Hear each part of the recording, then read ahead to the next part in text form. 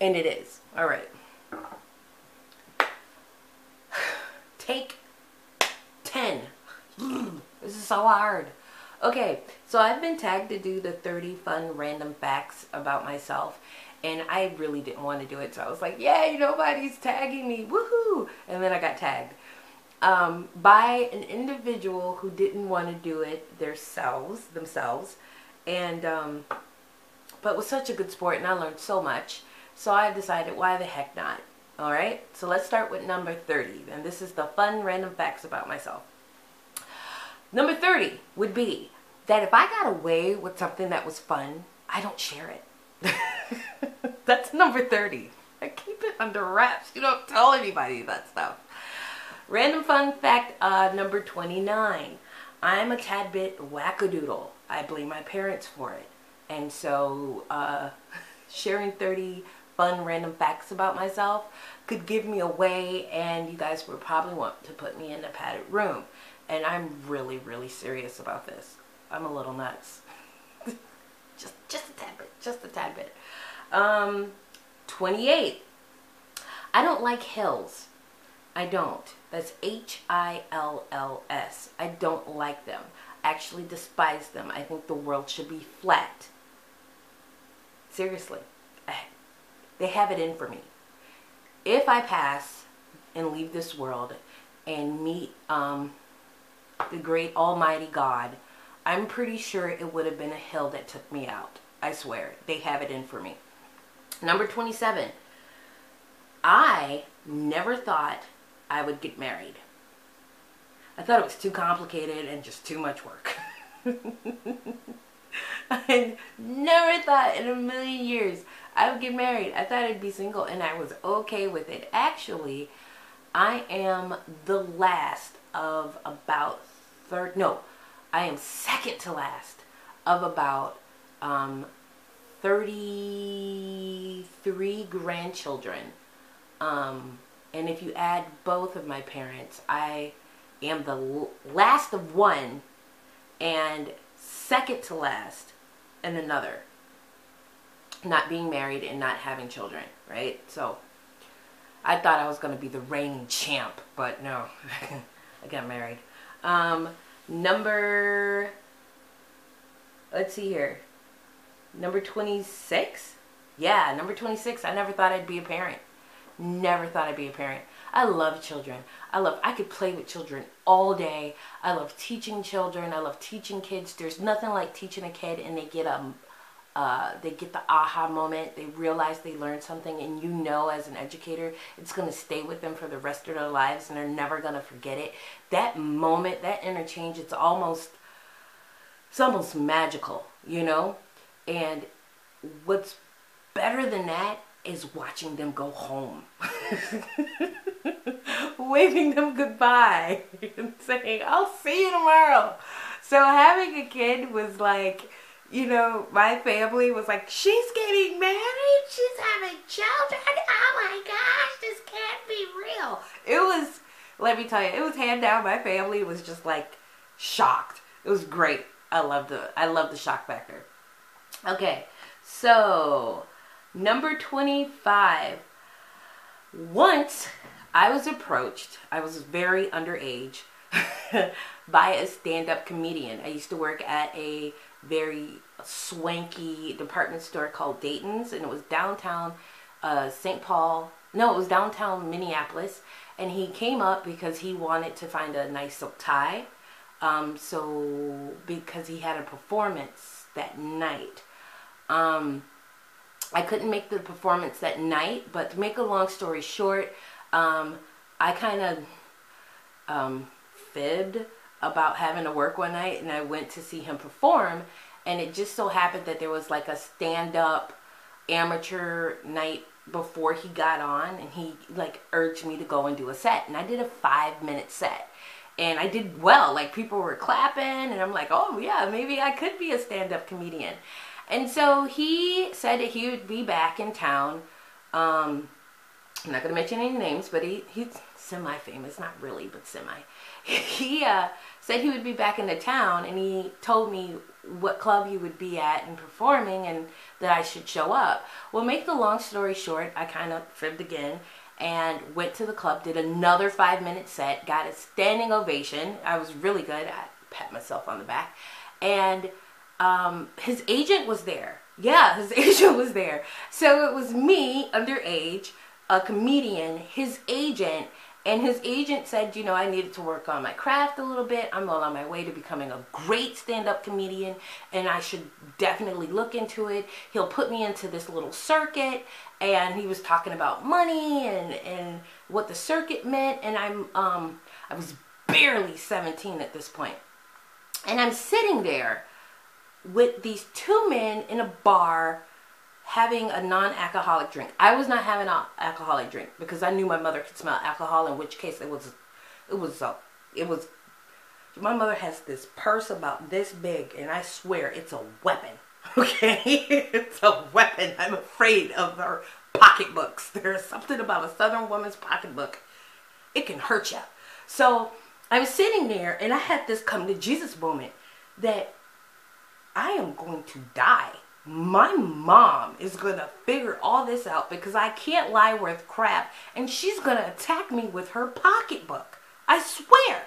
So I kind of with the gentleman and kind of like went away. Never really thought about this whole comedian stand-up thing again, but it does kind of explain my personality just a little bit. And yeah, Mom, oh shucks, she's probably gonna find out now, but she never knew. I kind of fibbed those 2 times, but I was not performing in any stages, on any clubs since. Okay, Mom? Okay? It was just twice. And I didn't drink anything. There you go. So, yeah. I could have been a stand-up comedian. That would have been great. Okay, here we go. I hate doing my hair. I hate it. I do. I hate it. Gosh, I hate doing my hair. Number 23. I don't mind doing dishes. Don't mind it. Don't mind doing dishes. Unless there's like a lot for no apparent reason. You know what I mean? Like somebody wants to cook a certain something and try to use every dish in the house to get it done. Okay, then I have a little issue. But otherwise, I don't mind doing dishes. I don't even mind doing laundry. I will even fold laundry. I'm a great laundry folder. Awesome. When I go to the store and look at a shirt, I fold it back. I'm that type of person. But despite the fact that I don't mind doing dishes and I don't mind doing laundry and even folding it, I despise putting it away. I don't like putting it away. That's why my clothes sometimes have wrinkles and stuff, because it's folded and still in the laundry basket. I hate putting laundry away. If there was a robot laundry put awayer thing, I'd buy it. I'd buy it. I would. As much as I would love to have the off-grid experience, I'd get that darn robot. I swear I would. Okay. I don't like shopping. I never liked shopping. I don't remember liking shopping. You know, I remember liking what happened before and after shopping, but I don't like shopping. I never liked the whole clothes and the stuff and the sales and the deals, and I just don't. I don't like online shopping, and I don't even like grocery shopping. To tell you the truth, if it wasn't for the fact that I could take clothes from some friends, my mother and my husband buying me clothes, this sweater I've had for 10 years. I don't like shopping. And when I do shop and I find something I like and it comes in different colors, I buy every color. I swear. I had this sweater in green and in blue. And more often than not, if you see me wear something, chances are I have like 6 or 7 of them in a drawer somewhere because I don't like shopping. 21. My husband didn't know I was a good cook. Well, he knew I could cook, but he didn't know I was a good cook because I wouldn't cook for him. As a matter of fact, ladies, if you're single, never cook for a man unless he's your husband. I am a firm believer of that. I am a really good cook. Actually, a lot of the guys I dated never knew I knew how to cook. True story. True story. I would burn things on purpose, or yeah, that's true. Yeah. My husband didn't know I could cook as good as I can cook. And I'm not even a great cook. I can cook some things really, really well. But that's it. Number 20. My first sledding experience, people. I'm going to make a long story short. I went sledding with my cousins behind an apartment complex. I went down the hill, through a parking lot, through like a clearing area, went through a window and landed on top of a couple's floor model television in a basement apartment. True story. Yes, my first time sledding. The only thing that saved my life was the hideous snowsuit my mother put me in. I was in that, Christmas Story snowsuit with the scarf and whatever, because I was the weird kid from Florida with the weird accent that never saw snow before. Oh yeah, that was me. And she did, to her credit, get me a sled that had a steering wheel and like a brake mechanism on it. Unfortunately, I'm a sharer, with my cousins, and one cousin was like, hey, can I use your awesome sled? And I'm like, sure, which left me with his little rinky-dink plastic sled with a string. That's a death trap on a hill. Come on, people, we gotta get it together with these sleds, because yeah, down a hill, past a clearing, across a parking lot, through a window on top of a floor model television. Right hand to God. That happened. 19. Oh, I'm getting through this. My father was a music teacher. Well, my father, God bless his soul, passed away in 2000. And he was a music teacher for over 40 years. And I disliked going shopping, and my father would take me shopping. But back then, I'm going to date myself, there were always these little like piano stores in the mall. And so my dad and I would go strolling through, and he would tinker around and kind of, oh, this piano is kind of this and this piano. And the salesperson would try to like read the music and, sell my dad this piano. So my dad was like, well, I kind of like, he would always say this, I kind of like the one out there. Because they had like one right outside the mall door, you know what I mean? And he would go out there, and I tell you, he would lay it out. Like, okay, I'm going to age my father. My father was a pianist right after he graduated from college with Thelonious Monk. If you don't know who Thelonious Monk is, or was it the Duke? Or was it both? I don't know. I'll get back to you. I have to call my mom. It was one of the two classics. But he was a pianist for them, right? Before he went into teaching. But he would jam it, and the whole mall would come running to my dad. And my dad was just playing the piano. It was great. And then I'd have to go shopping. Hated it. Oh my gosh, I hate shopping so much. Okay. Number 18. Oh man, I guess this is a fun fact. I was my senior class prom queen. I think it was a joke. I think they all got together and voted me prom queen as a joke, because I wasn't going to go to prom. I was not going to go to prom. I told a guy in my class that if he didn't have a prom, and I mean this was freshman or sophomore year, I said, if you didn't have a date, I'll go to prom with you. Because he thought I never went to go to prom. And sure enough, about 6 weeks before prom, he's like, hey, you remember when you said you'd be my prom date? I think I want to go to prom. And I tried to get out of it. I was like, well, what if we go on a date, and if it's okay, I'll go to prom with you. Sure enough, best date ever. Best date ever. He was the best prom date too. The guy was great. And I hope he's doing well. If you happen to see this by some weird chance, I hope you're doing well. You were a great guy and a gentleman. You were awesome. And I was voted prom queen. And then, to add insult to injury, I was Dear Abby in my high school yearbook. What the hey? I swear. Alright, so, that was number 18, by the way. All of that was number 18. 17. Oh, this is a good one. I had plans to become a political speechwriter. Yeah.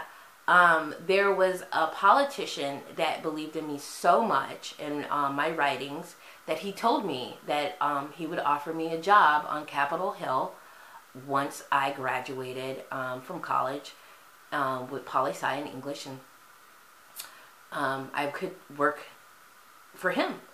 And his name was Paul Wellstone. He passed away in 2002 in a plane crash. I think I have a picture of him somewhere. If I can find it, I will, and it's me and him in D.C. I went to go tour D.C. again.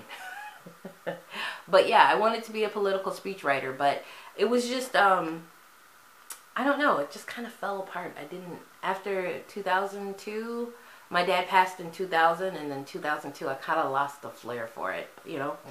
But that's okay. Education. Well, I didn't get into education until later, but that journey between 2002 and until I went into education, I had fun. I had a blast. All right. Number 16. In my car, I am the best R&B, jazz, opera, gospel, bluegrass, country, any type of music that comes on the radio that has a decent beat. I am the world-renowned best singer in the world. That's only in my car, though. Something happens with the, like, the sound and the aerial, like, vibrations and my voice carrying it kind of doesn't work outside of anything that doesn't have four wheels. But in my car, though, I'm the best. Just so you know. Okay. Oh, 15. I have vivid dreams. Yeah, I have vivid dreams. So when I listen to music, I tend to wake up extremely tired. You know how some people listen to music when they fall asleep? I think it's because I'm breakdancing. I swear. I'm like breakdancing or doing something in my sleep when music is on. When television is being played while I'm sleeping, I've had some of the worst off the wall, just crazy dreams. I have been chased by monkeys with Marky Mark. I was Elvis's mistress in one dream. Yeah, true story. And I woke up. I was like, what's going on? And Elvis, like, Time Collection, you know what I mean, was on. And he was like, are you lonely tonight? I'm like, oh my gosh, turn the TV off. I just fell asleep on the couch. Crazy, vivid dreams. Just ridiculous. So, I sleep with a fan, or listen to my husband snore, or listen to nothing. But I can't have outside influences. And sometimes I wake up with random ideas and I think my husband is whispering in my ear. Yep. Okay. Number 14. I don't snore. No, I don't snore. I'm just practicing my animal calls. Yeah. I mean, from anywhere between a muskox or a bear or a moose, maybe even a couple of animals in heat. I practice that when I sleep. And gentlemen, if you're watching this, or women, if your husband isn't watching, pull him to the computer, your phone, whatever. Just so you know, your wife isn't snoring. What happens is it's a biological thing that happens in our mind, and we want to practice animal calls because we are in tune with Mother Nature. That's what's happening, just so you know. Alright, now the guys can go away. Number 13. I confess, I was an avid WoW player. Yes, WoW. That's World of Warcraft. Okay, now if you don't know what World of Warcraft is, it's a, like, a massive multiplayer online. It's called an MMORPG. So I think it's massive multiplayer online role-playing game. Okay, and I was on my server. There's different servers which are different. It's the same kind of, oh man, it's so hard to explain. It's like Earth, right? But there's different Earths. There's Earth on one computer server, and there's Earth on another computer server, and there's Earth on another computer server. Well, on one computer Earth server, which wasn't really Earth, it was, never mind.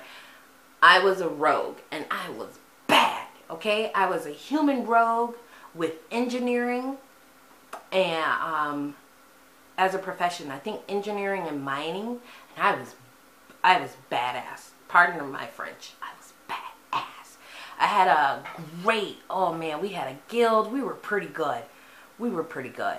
I was awesome. But my guild was even better. And then after a while, I kind of fell off. And then I had a girlfriend that played. And then we started a guild called Bazinga. And then, never mind. But yeah, I was an avid WoW player. I mean, I had the computer and the whole thing going on. So that leads me to number, that was 13. That leads me to number 12. Number 12, I am a sci-fi nut. I'm not a sci-fi fan. I'm a sci-fi nut. So yeah, there you are. Where certain people just watch Game of Thrones, I actually read the books. Or certain people kind of just watch, like pretty much all the stuff I've read have turned into miniseries. Put it that way, type of sci-fi fan. Not the sci-fi that gets dressed up and go to Comic-Con, but the one who would talk about it but never do it. That you would know of. Okay, so number 12 kind of hit on number 10, which is I'm an avid reader. I'm more than just an avid reader. I've worked at bookstores, and I pride the fact that I can read not only a hardcover book and a softcover book without even breaking the spine. Yes, I hoard books. I have the tendency to do so. There are certain books, well, all my books I will not throw away. I will not throw away. I will give them away. And there are certain books that I won't even give away, even though I won't read them again. But it's just that journey that we took together, I kind of cherish that. So I need to have that book there. Besides, the spine isn't even broken. So it's like it's brand new. So I might have to read it again just to break the spine so that I can give it to someone else to read. You get my thoughts, right? So yeah, I'm an avid reader, book assessed individual, to the point where I want to do a public service announcement, which is books are not coasters, they are not door stoppers, and for the love of the written word, stop dog-earing your books. Okay. Number 9, we're getting there. This is probably a whole hour. I have a vivid memory of owning a pony. And I went to my mother and asked if I had a pony, and my mother said no. And then one day, I went to my dad, and I said, Dad, did I own a pony? Because Mom said I never owned a pony. And my dad started laughing. My dad laughed himself off his chair, walked away from me laughing, came back, settled, sat back down, looked at me, laughed again, had to get up, leave, laughing. This was about 10 minutes of this man just busting a gut for no odd reason. And then finally he looks me in the face and he says, when you were little, you wanted a pony.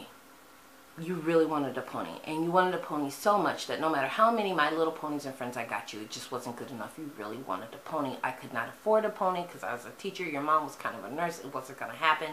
And where were we going to put a pony? But I really wanted you to have it. So I created a pony. One day you came home, I told you that you had a pony. It was a chocolate pony with mahogany hair, and that if you were a good girl, you got done your chores, you ate your food, you took a bath, and you got into bed after brushing your teeth, I would tell you about the pony. And every time you asked me about the pony, I would lay out those rules, and I'd sit there at the edge of your bed and give you whatever you needed to know about the pony. I remember he told me that my pony could count. He told me that he fed ice cubes, or what do you call that, sugar cubes and carrots to my pony, and how much everyone loved my pony and other kids wanted to ride my pony. But when he went there and he told the equestrian guy at the ranch not to have anybody ride this pony because this pony was for his little girl. And whenever I wanted to go to see my pony, I remember my father saying, "Oh shucks, I just saw your pony today. You were at school, or you were visiting your grandmother, or you were playing out there with your friends.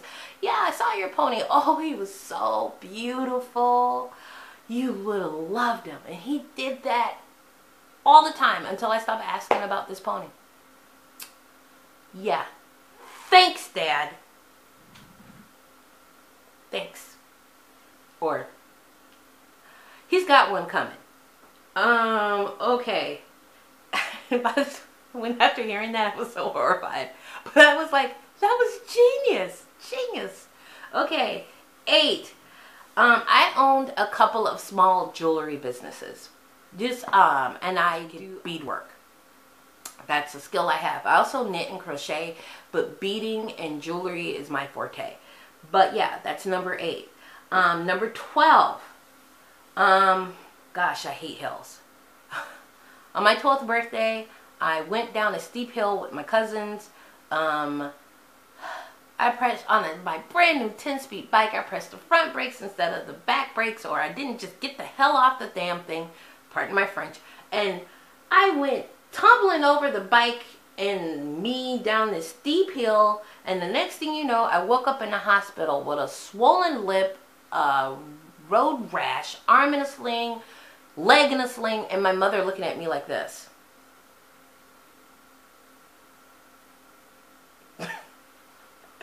I hate hills. I tell you, they're trying to take me out. Number 6. Sometimes I pick fights with my husband to get his one-liners. That man has the best one-liners ever. You know what I mean? I just pick fights with him just because. I just need to hear it. And sometimes the one-liners come out of me. And I'm like, write this down. But yeah, sometimes I just pick fights with my husband. Just for fun. It's really fun. Not real. It's just little tiffs. You know what I mean? I think I have a couple of them on tape. I'll have to get his approval to share. But it's funny. It's funny. We kind of go back and forth. Let's say 5. Oh, 5. Outside of the corsages and the boutonnieres for the groomsmen, ushers, and the mothers at my wedding, I beaded my wedding flowers. Yeah, I beaded my bouquet, my bridesmaid bouquet, and the flowers that were on my ceremonial brooms. And if I can find the pictures, I will lay them right now.